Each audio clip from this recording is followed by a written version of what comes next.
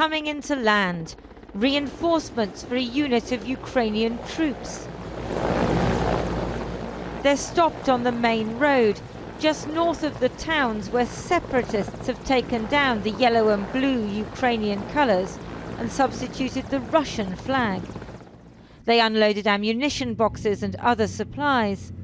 The Ukrainian government says the anti-terror operation has now started. The Ukrainian armoured personnel carriers have been parked up here all day and half the night.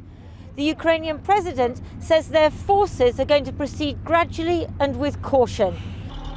Their commander was clear that they see Russia as the enemy.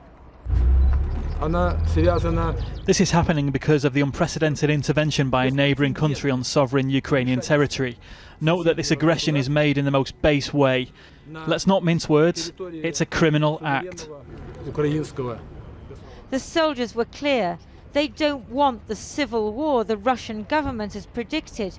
Ukrainians, they said, should not fight each other. Ukrainian people is not our enemy. And the Russians? Maybe. They might be your enemy. Russians who? Russian military? Yeah. Russian people? No. Special forces accompanied the regular soldiers. At least one was killed on Sunday in an abortive attempt to take back the town of Sloviansk from the separatists. Initial attempts at moving armour into the area were also unsuccessful. Amateur footage uploaded yesterday shows a Ukrainian tank being challenged by men, presumably pro-Russian separatists, in a mustard-coloured Lada. They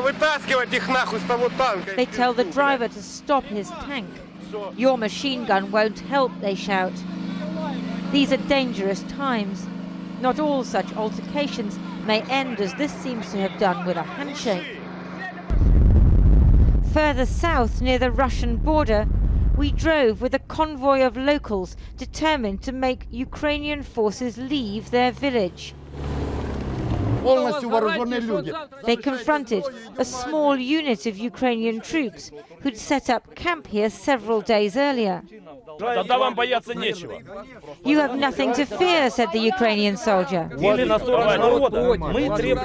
We are scared of you, they replied, and we want you to leave or come onto the side of the people. The people here are siding with the separatists, those who prefer Moscow. They want the soldiers to reject orders from the government in Kiev. But you live in Ukraine, and this is the Ukrainian army. They have the right to be here, don't they? They don't have the documentation to stay here, and we don't recognize this government who sends them here. We did not elect them, and we don't support their decisions. Whether they like it or not, Ukrainian soldiers are now being drawn into conflict with Ukrainian citizens, the very people they were always tasked to protect.